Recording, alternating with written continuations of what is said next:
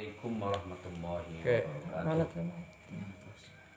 Alhamdulillahi wassalatu wassalamu ala rasulillah wa ala alihi wa sahbihi wa man tabi'ahudah. Qala Allah ta'ala fil Qur'anil Karim. A'udzu billahi minasyaitonir rajim. Bismillahirrahmanirrahim. Wal 'asri innal insana lafi khusrin illal ladzina amanu wa 'amilus solihati wa tawassaw bil haqqi wa tawassaw bis sabr.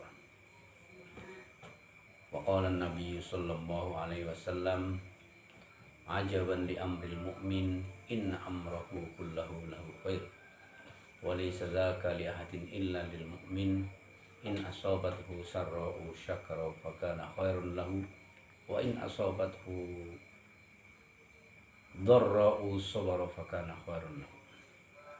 Bapak-bapak hadirin yang berbahagia, kita bersyukur Allah Subhanahu wa taala masih memberikan kita kehidupan di pagi yang sangat cerah ini, yang udaranya bersih, dalam keadaan tenang, dalam keadaan bahagia, dalam keadaan insya Allah dalam keberkahan Allah Subhanahu wa taala. Salawat dan salam mudah-mudahan tetap tercurah untuk Nabi Muhammad SAW, keluarganya, para sahabatnya, dan para pengikutnya hingga akhir zaman. Bapak-bapak hadirin yang berbahagia, saya ingin menyampaikan sebuah kisah yang sangat memberi pelajaran bagi kita. Kisah ini menimpa diri Imam Ahmad bin Hanbal. Siapakah Imam Ahmad bin Hanbal itu? Imam Ahmad bin Hanbal ini adalah seorang ulama besar. Beliau lahir sekitar tahun 164 Hijrah. Kalau kita sekarang hidup di tahun 1443. Kalau beliau lahir 164 Hijrah. Jadi selisih ke Nabi Muhammad tuh nggak nyampe 200 tahun. Kalau kita udah ribuan tahun. Imam Ahmad bin Hanbal ini adalah seorang ulama besar di kota Baghdad pada zaman itu. Waktu itu adalah zaman Daulat Bani Abbasiyah.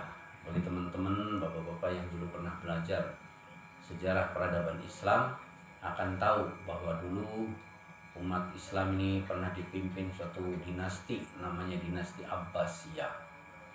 Ya, itu antara tahun 164 Hijrah sampai beliau meninggal itu tahun 240 Hijrah. Ya, kita bisa membayangkan ya, zaman itu ibu kota dinasti itu kalau kita ya kerajaan. Kalau di Indonesia kan bukan kerajaan ya. Jadi zaman dulu kerajaan. Anak raja punya anak lagi terus itu jadi raja. Itu dinasti Abbasiyah.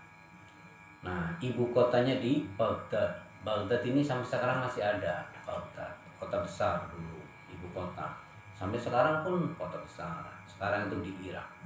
Jadi itu benar-benar pernah ada ya. Seperti kita kan cerita-cerita Jakarta dulu namanya Betawi. Dulu itu betul-betul pernah ada. Bapak-bapak hadirin yang berbahagia, Imam Ahmad bin Hanbal itu murid seorang ulama besar pula. Karena beliau ulama besar, biasanya punya guru ulama yang besar juga. Nanti beliau pun punya murid ulama besar juga. Jadi ulama punya murid ulama. Siapa guru Imam Ahmad bin Hanbal itu? Guru Imam Ahmad bin Hanbal namanya Imam Asy-Syafi'i. Imam Syafi'i. Kita pernah dengar ya? Kita ini punya madhab atau kita mengikuti madhab dalam fikih itu madhab Syafi'i. Ya, Syafi'i itu ada orangnya, namanya Imam Syafi'i, yang dikenal dengan Muhammad bin Idris Asy-Syafi'i. Ya, dikenalnya Syafi'i. Nah, jadi Imam Syafi'i ini ulama besar, punya murid. Jadi ulama besar. Siapa muridnya? Namanya Ahmad bin Hanbal. Kalau Imam Ahmad tadi lahirnya tahun 164, kalau Imam Syafi'i lahirnya tahun 150. Jadi selisih dengan Imam Ahmad, murid dan guru, selisihnya 14 tahunan ya. 150 Imam Syafi'i lahir, 164 Imam Ahmad bin Hambal lahir. Ya, jadi itu guru murid itu Imam Syafi'i dan Imam Ahmad. Nah, nanti Imam Ahmad pun punya murid lagi banyak. Di antaranya murid yang sangat terkenal adalah Imam Bukhari. Kita pernah dengar kan? Ada seorang ulama hadis paling top di dunia. Ya, itu namanya Imam Bukhari. Kita pernah dengar. Taunya dari mana? Kita dengar ada Imam Bukhari, hadis. Kalau kita baca hadis kan, hadis apa maunya? Hadis tentang apa tuh? Yang tentang Imam Bukhari banyak sekali kan. Nah, di antaranya murid Imam Ahmad bin Hambal itu namanya Bukhari. Ya, Bukhari ini lahir tahun 194. Coba kita bisa bayangkan tadi ya. Imam Syafi'i 150 lahir, Imam Ahmad bin Hambal 164, Imam Bukhari 194. Jadi selisih Imam Bukhari dengan gurunya yang namanya Imam Ahmad bin Hambal itu 30 tahun. Jadi ini semua adalah orang-orang yang dulu pernah hidup. Seperti kita juga sekarang hidup kan. Kita sekarang dikasih giliran oleh Allah untuk hidup. Nah, mereka dulu pernah hidup. Hanya mereka dulu hidup memenuhi dengan amalan-amalan yang soleh, meninggalkan karya-karya besar. Imam Ahmad bin Hambal meninggalkan karya apa? Karya diantaranya mazhab beliau, mazhab Hambali namanya, ya. Kemudian Imam Syafi'i, mazhab Syafi'i yang kita ambil sekarang ini. Imam Bukhari apa karyanya? Hadis Bukhari yang jumlahnya itu ribuan yang kita suka. Semua nanti kita kalau ada waktu belajar hadis itu, ya, belajar hadis. Karena agama kita ini, agama Islam, ini sumber ajarannya itu pertama dari Al-Quran. Al-Quran yang itu kita lihat itu bukunya itu, mushafnya itu sumber pertamanya. Kemudian sumber keduanya hadis. Hadisnya mana Pak? Hadisnya itu berceceran di mana-mana, dikumpulkan, dicatat oleh diantaranya oleh Imam Bukhari.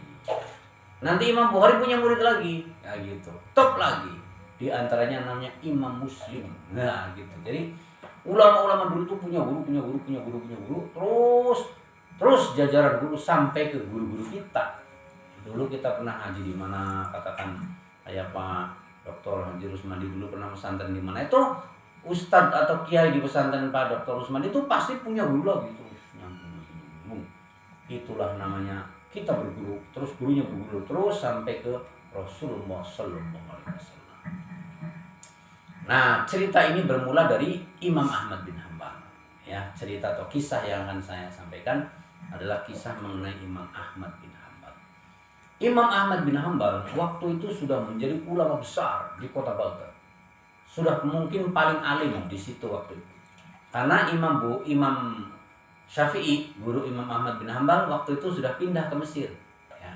Kan Imam Syafi'i lama di Baghdad, tapi akhir hayatnya di Mesir. Sehingga kita pernah dengar ada qaul qadim dan qaul jadid. Ya. Qaul qadim itu ketika Imam Syafi'i di Baghdad. Waktu Imam Syafi'i di Baghdad punya murid itu tadi diantaranya Imam Ahmad bin Hambal. Tapi setelah tahun 195-an kurang lebih ya. Jadi Imam Syafi'i tahun 195-an itu pindah ke Mesir. Sedang Imam Syafi'i lahir kan 150. Berarti pindah dari Baghdad ke Mesir usia berapa tahun? Sekitar 45 tahun. 50 sama 95. Sekitar 45 tahun beliau pindah. Beliau sudah jadi ulama besar, pindah ke Mesir dengan alasan ya pasti ada. Sedang Imam Syafi'i hidupnya nggak lama, hanya sekitar 55 tahun. Karena Imam Syafi'i itu meninggal tahun 204 Hijrah. 204 Hijrah, lahir 150 sampai 204 Hijrah, berarti berapa tuh? 54 tahun. Nah, beliau di Mesir di sana. Ketika beliau pergi ke Mesir, beliau meninggalkan murid beliau yang paling top, namanya Imam Ahmad bin Hambal itu. Jadi ketika Imam Ahmad bin Hambal, Imam Syafi'i udah pindah, maka di Baghdad ulama yang paling top adalah Imam Ahmad bin Hambal. Nah, kurang lebih kejadiannya kisah ini itu saat itu, yakni setelah Imam Syafi'i pergi ke Mesir dan Imam Ahmad menjadi ulama paling top di Baghdad. Apa kejadiannya itu? Kejadiannya begini hadirin bapak-bapak sekalian. Entah kenapa Imam Ahmad bin Hambal suatu ketika ada dorongan di dalam hatinya. Dalam batinnya ini ada dorongan. Pengen pergi ke Kufah. Kufah ini nama kota lagi. Karena kan kota-kota zaman dulu banyak. Ya, ada Baghdad, ada Kufah, ya, ada Najaf, ada ya yang jelas Makkah, Madinah. Seperti di kita kan ada Jakarta, ada Bandung, ada Surabaya, ada Semarang, ada Yogyakarta. Di sana juga sama. Ada Baghdad, ada kota lagi namanya Kufah. Kalau sekarang ada Mosul, wah, ada Mesir, ada Kairo, macam-macam ya. Jadi suatu ketika Imam Ahmad bin Hambal ini, padahal orang Baghdad ini ada dorongan, hei Imam, kamu pergi ke Kufah sana. Itu di dalam batinnya ada itu. Kita juga suka sering, kita kan kadang sering itu, ya ada. Kenapanya abdi hoyong hadiahnya? Loh kayak terang. Padahal nggak ada undangan, nggak ada saudara yang harus didatangi, enggak. Tapi sana kamu pergi ke sana. Ini Imam Ahmad bin Hambal pun sama. Suatu ketika itu hatinya tuh mendorong tuh, ayo kamu pergi ke sana. Maka beliau pun pergi ke Kufah. Padahal jarak antara Baghdad Kufah itu lumayan jauh sekali, ratusan kilometer. Oh Pak, kalau kita kan sekarang mungkin kalau ratusan kilometer, mungkin Jakarta atau Bandung, Bandung Jakarta lah namanya, atau Bandung Semarang. Ya. Padahal pada zaman dulu kalau kita bepergian kan nggak semudah sekarang. Kalau sekarang kan enak, tinggal pergi beli tiket dulu, mau kemana, oh tiket jurusan mana, enak. Kalau zaman dulu mau bepergian jauh kayak gitu, tidak ada sarana transportasi, ya transportasi macam mobil, bis, segala macam tidak ada, apalagi pesawat belum ada. Pakai apa? Pakai unta. Naik unta paling perjalanan satu hari paling nggak nyampe 10 kilo. Berarti kalau ratusan kilo berapa hari? Masya Allah, itu zaman dulu. Makanya yang namanya musafir zaman dulu itu susah. Belum lagi pada zaman dulu mah di jalan itu nggak ada warung-warung kayak zaman kita. Nggak ada warung, nggak ada penginapan, nggak ada hotel loh. Jadi kita ini harus bersyukur bahwa di dunia hidup sekarang ini sangat enak, nyaman, semua perlengkapan itu lengkap. Termasuk sekarang ada TV Munawar segala macam nih. Coba kebayang dulu kalau punya TV gimana? Sekarang cukup dengan tik tik tik sudah jadi TV Munawar, kan keren banget tuh. Jadi sekarang ini Masya Allah kita harus bersyukur. Maka ketika itu Imam Ahmad tidak mampu menahan gejolak hatinya untuk pergi ke Kufah. Pergilah beliau ke Kufah. Wah.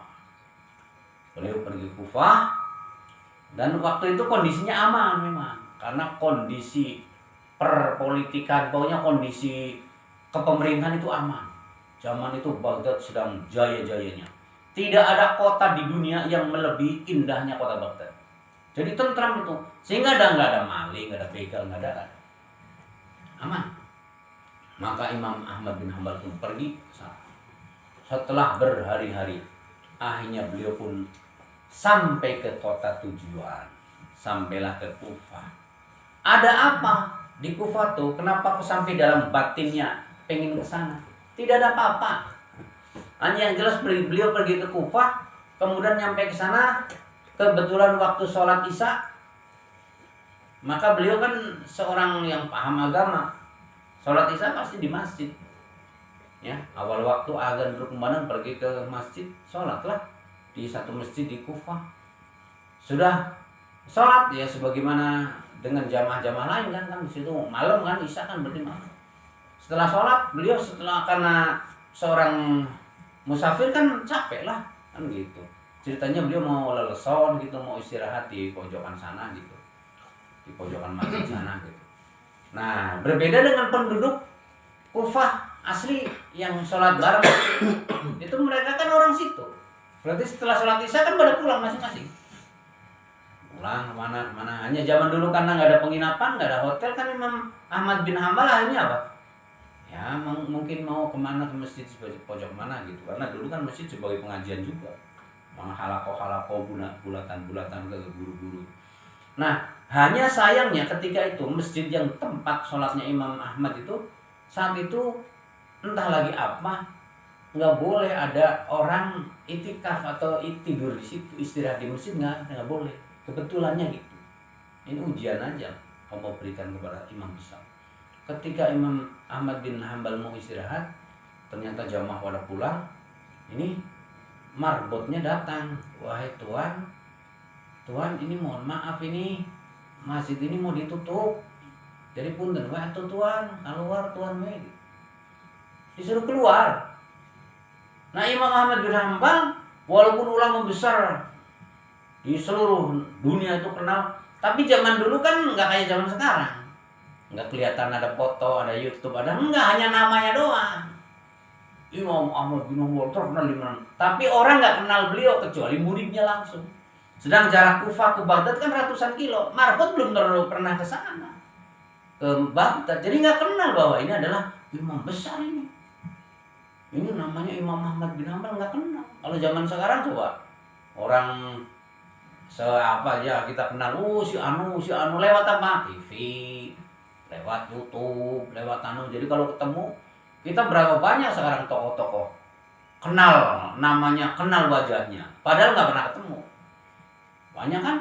Ustaz Abdul Somad coba. Kan kita nggak pernah ketemu tapi kan tahu. Kalau kita ketemu sekarang pasti tahu. Oh, ini Gamal ya. Oh, ini pasti gitu. Oh, ini siapa nih? Tukul punya kan. Kita kan pernah ketemu Tukul. Lewat TV dan acara naon eta. Kalau kesini pasti wah berhisteris orang. Tukul kan gitu. Nah, Imam Ahmad bin Hambal terkenal di mana-mana, tapi nggak ada yang tahu wajahnya, orangnya kayak mah nggak tahu. Gitu. Jadi si marbot ini menghadapi Imam bin Ahmad bin Hambal lah santai weh. Aki-aki kan itu kurang lebih. Kenapa nih dia? Itu. Punten weh ayeuna mah. Wayahna weh suruh keluar tuh hanya. Waduh, Imam Ahmad bin Hambal bingung. Sampai aduh saya mau di sinilah nggak apa-apa di teras, kalau nggak boleh di dalam nggak boleh, di teras juga. Tekenging pokoknya mah terus keputusan DKM gitu. Terus keputusan DKM tekenging. Aduh, tadi dikunci teh masjid teh. Sok ieu teh hilang naon eta. Uang orang canceleng gitu. Kurang lebih gitu. Hanya Imam Ahmad bin Hambal keluar dari masjid. Pas keluar dari masjid beliau dalam keadaan bingung. Cuman ingat bapak-bapak hadirin yang berbahagia, seorang ulama besar dalam keadaan itu nggak pernah merasa frustasi, marah dan lain sebagainya. Kenapa? Karena hatinya selalu nyambung dengan Allah SWT. Kita dalam keadaan apapun, walaupun susah getir kayak apa, kalau nyambung dengan Allah tenang itu. Imam Ahmad juga sama. Yakin tenang. Hidup ini tinggal menjalani asal selalu nyambung dan selalu taat kepada Allah, aman. Maka Imam Ahmad bin Hambal pun demikian. Begitu dalam keadaan bingung beliau tetap hatinya nyambung. Bener, pertolongan Allah pun datang. Tiba-tiba ada orang tetangga masjid, mungkin dia memperhatikan ini tetangga masjid ini, ada orang diusir dari masjid jamaah ini. Ini tetangga masjid nyamperkeun gitunya. Yang berkata Imam Ahmad, wahai Tuhan musafir, kalau Tuhan mau istirahat di tempat saya saja, gitu. Oh maka tuh nuhun gitu. Nah akhirnya Imam Ahmad bin Hambal pun diajak oleh yang orang ini, dan ternyata orang ini pekerjaannya tukang roti. Ya sebab kalau dulu mah belum ada tukang buburnya. Dan makannya juga bukan bubur sana mah. Jadi tukang roti. Roti kan di sana kayak kita nasi. Roti makanya nasi. Roti ada roti kering, roti basah, roti apa halus gitunya. Ternyata yang nyamperkeun Imam Ahmad itu adalah tukang roti. Maka diajaklah Imam Ahmad bin Hambal ke rumahnya. Ini tukang roti pun nggak tahu bahwa ini Imam Ahmad bin Hambal. Ya taunya ini ada orang susah, perlu dibantu kan gitu. Kita kalau melihat ada orang susah, kita bantu. Sebab kalau orang membantu orang yang sedang kesusahan, maka nanti Allah akan membantu kita ketika kita menghadapi kesusahan di dunia dan akhirat. Itu. Jadi orang-orang dulu itu begitu. Semuanya selalu nyambung kepada Allah Subhanahu wa taala. Maka sang tukang roti ini pun akhirnya mengantarkan Imam Ahmad bin Hambal ke rumahnya. Ya rumahnya namanya tukang roti kan sederhana, ya ala kadarnya. Imam Ahmad dijamu, makan dulu, minum dulu gitu. Kemudian setelah itu disiapkan untuk tempat istirahat. Hanya Imam Ahmad bin Hambal ini memperhatikan tukang roti. Orang ulama besar kan kalau apa-apa perhatikan kan itu. Terus dikaitkan dengan Allah, ini hukumnya bagaimana gitu, kurang lebih gitu. Ini kata Imam Ahmad bin Hanbal, tukang roti ini aneh ini. Di mana anehnya? Kalau ngomong secukupnya. Omongnya orang kan kadang suka menceritakan dirinya atau menceritakan kotanya atau menceritakan apa, ngacaprak. Lebay kan gitu. Nggak diminta cerita-ceritaan. Kalau dia mah enggak. Kalau ditanya jawabnya pun secukupnya. Setelah itu diem. Udah diem dari lamat-lamat itu kan gelap zaman dulu kan. Itu nampak oleh Imam Ahmad ini orang ini berzikir ini gitu. Ini orang ini zikir ini. Jadi ngomong secukupnya, setelahnya gitu, kelihatan deh. Sampai masuk ke rumah ada lampu cahaya adanya nggak kayak zaman sekarang mah. Ada listrik segala macam kan. Zaman dulu mah coba ingat mungkin Pak Maman zaman waktu dulu tak sana ya listrik kan. Wah, kayak apa cepat. Tapi kan tetap bisa nampak nih orang ini ngomong apa kelihatan. Maka ketika Imam Ahmad bin Hanbal melihat kejadian gitu, Imam Ahmad bertanya, wahai tukang roti, kamu kok kelihatannya membaca apa? Sesuatu yang ini ya. Kamu apa membaca apa itu? Kalau nggak bicara itu kamu membaca apa? Kamu berpikir apa? Itu. Maka sang tukang roti menjawab, wahai tuan musafir, saya ini zikir istighfar. Saya zikir istighfar. Jadi kamu istighfar. Sudah berapa lama kamu melakukan ini istighfar? Ya mungkin udah sekitar 30 tahunan. 30 tahun. Jadi kamu kalau selalu berzikir gitu ya? Iya. Kalau ngadon roti, adon gitu kan dicampurin. Ini kalau diem nggak ngomong apa nggak mikirin apa istighfar.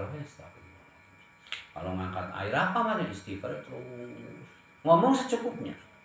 Istighfar terus. Astagfirullah. Oleh Imam Ahmad bin Hanbal itu ketangkep. Oh istighfar. Sudah 30 tahun. Iya kurang lebih gitu Tuan musafir. Terus kira-kira apa manfaatnya kamu? Apa faedah kamu melakukan zikir itu apa? Apa keuntungannya apa? Yang kamu rasakan? Maka sang tukang roti itu menjawab, wahai tuan musafir, alhamdulillah selama saya ingat, sejak saya istighfar terus-terusan ini ya, setiap saya punya keinginan pasti terkabul. Saya pengen apa? Pasti gampang terkabul. Saya pengen ini dalam hati seperti terkabul. Saya ingin terkabul. Terus Imam Ahmad kurang lebih ya diantaranya, kalau kamu segala macam pengen apa terkabul, kenapa kamu hidupnya seperti ini kan gitu? Kenapa nggak pengen jadi raja, pengen jadi apa? Enggak, saya cukup pengen jadi orang seperti itu, nyaman, saya tenang gini, nyaman, enak. Dengan istighfar saya mau apa aja terkabul. Kebutuhan saya cukup saya tidak ingin menjadi RT, RW, lurah, camat, enggak. Saya kayak gini udah cukup. Alhamdulillah. Yang penting saya dapat rezeki yang halal, keadaan badan yang sehat, semuanya terkabul. Oh gitu. Jadi manfaat istighfar itu ya tukang roti. Ya kurang lebih begitu. Tapi begini kata Imam Ahmad bin Hanbal.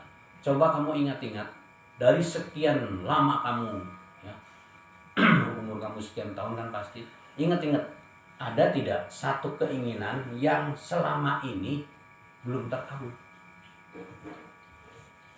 Coba ingat-ingat. Maka sang tukang roti pun mengingat-ingat. Akhirnya dapatlah dia. Oh iya benar tuan musafir, saya ada satu keinginan yang sudah lama pingin sekali saya ini memenuhi keinginan ini. Keinginan apa rupanya? Wahai tukang roti, saya ini kan mendengar di Baghdad itu ada seorang ulama besar namanya Toska Koncara di seluruh negeri, yaitu namanya Imam Ahmad bin Hanbal. Saya ingin ketemu beliau. Maka begitu mendengar jawaban sang tukang roti seperti itu, Imam Ahmad langsung bertakbir kepada Allah. langsung kaget, langsung mengucapkan Masya Allah, wahai tukang roti, yang kamu inginkan ini sekarang tercapai. Apa maksudnya wahai engkau tukang musafir? Tukang musafir, sayalah Imam Ahmad bin Hanbal. Gitu. Maka akhirnya Imam Ahmad bin Hanbal tahu bahwa saya sejak kemarin di Baghdad terdorong pergi ke Kufah. Ini ternyata hanya untuk ketemu sama tukang roti ini. Luar biasa. Apa ini artinya hadirin yang berbahagia, bapak-bapak hadirin? Artinya kita ini harus paham bahwa istighfar ini sangat dahsyat. Jadi kita kalau punya keinginan apa-apa, istighfar. Apa itu istighfar, Pak? Istighfar itu gampangnya mohon maaf aja. Minta ampun kepada Allah. Minta ampun ya astagfirullah. Jadi kalau kita istighfar itu harus DP dalam hati itu. Minta maaf ya Allah, saya banyak dosa. Banyak dosa, istighfar. Dan yang sekarang ini jangan sampai melakukan dosa-dosa yang lain. Ya, dosa mah tetap selalu ada. Ya, pokoknya istighfar. Sehingga kita dengan istighfar itu apa hajat akan terkabul oleh Allah Subhanahu wa taala. Terutama anak-anak muda ini ya, yang punya cita-cita macam-macam kan, hoyong jadi hoyong jadi etna, hoyong menikah sareng etna, hoyong. Coba sekarang istighfarkan yang sebanyak-banyak dengan yakin. Mungkin di antara kita ada yang bertanya, istighfar naon Pak? Saya kan nggak banyak dosa Pak. Saya nggak pernah melakukan dosa ini, nggak pernah dulu. Saya nggak pernah zina Pak. Saya nggak pernah mabok Pak. Saya nggak pernah membunuh orang Pak. Ya bisa jadi kita, insya Allah lah kita tidak mabok, kita tidak zina ya, insya Allah tidak bobogohan kayak orang-orang yang benar. Tapi kita kan punya dosa-dosa lain seperti dosa dalam hati ini, dosa iri, dosa dengki. Coba kepada teman yang lain, punya teman sukses, saya bilang, kenapa dia suksesnya? Padahal dia kan gitu, wah bawa dukun eta, gitu kan? Padahal sama-sama pedagang, ya tukang bubur di dia, ya tukang lotek di dia, ya. Kenapa? Paling jadi dagang bubur, tapi kaya ya, boro-boro ya. Nah itu nyangka itu dosa itu. Atau kita ria, supaya kita ini dianggap hebat, karena kita gini. Padahal kita ibadah semuanya harus karena Allah, tapi dalam hati saya mau sholat supaya dipandang orang saya nih soleh, anak soleh, pemuda hijrah teh kan gitu, soleh teh ada di dalam hati. Atau mungkin di dalam hati itu ada ujub, takabur, wah saya nih di desa ini paling kaya, wah saya ini pemuda paling ganteng, dan lain sebagainya. Itu semuanya dosa-dosa juga. Jadi dengan istighfar itu mudah-mudahan kita terhindar dari dosa-dosa yang besar maupun yang kecil, sehingga Allah sayang kepada kita. Jadi kita insya Allah dengan istiqomah membaca istighfar, astagfirullah, semua cita-cita kita terkabul dunia dan akhirat. Itu saja, mudah-mudahan ada manfaat. Wassalamualaikum warahmatullahi wabarakatuh. Waalaikumsalam warahmatullahi wabarakatuh.